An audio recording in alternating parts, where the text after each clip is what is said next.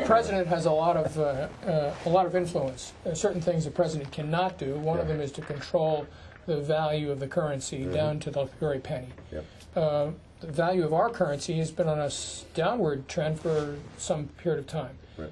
Is that good or bad? And if it's bad, what would you as president do to reverse the course? If it's good, what would you do to continue that particular trend? There are some benefits from the dollar's decline. Obviously, it just is making our exports cheaper, and we needed to get some balance in our trade deficit. So, that's on the positive side. What is also true is that we are such a large market that importers have been trying to control their costs even though the dollar's declining. They've been taking some losses to maintain market share, which means you haven't seen huge spikes in inflation as a consequence of the dollar's decline. There's some stickiness there, but it's not going to last forever. So the downside is we're going to see inflationary pressures as a consequence of this. Now, I'm less concerned by the day-to-day gyrations or even the week-to-week or month-to-month gyrations of the dollar than I am the underlying economic fundamentals that are causing the dollar to decline. And that is that we are spending more than we produce. And we are losing our competitive edge. Our federal budget is entirely out of whack. And we've been benefiting from this huge credit splurge. And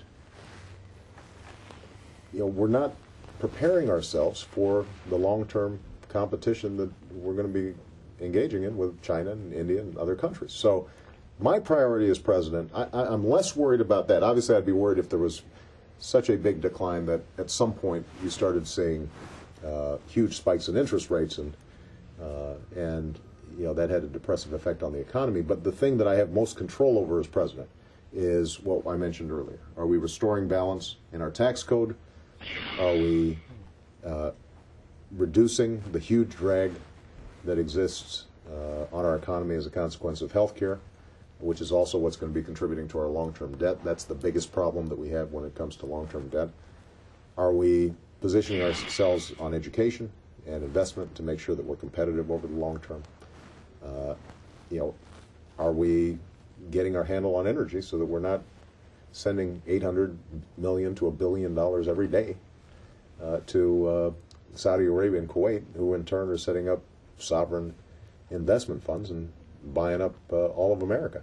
I mean, those are the long-term concerns that I have, and those I can do something about. We're also borrowing a fortune from China. Yes.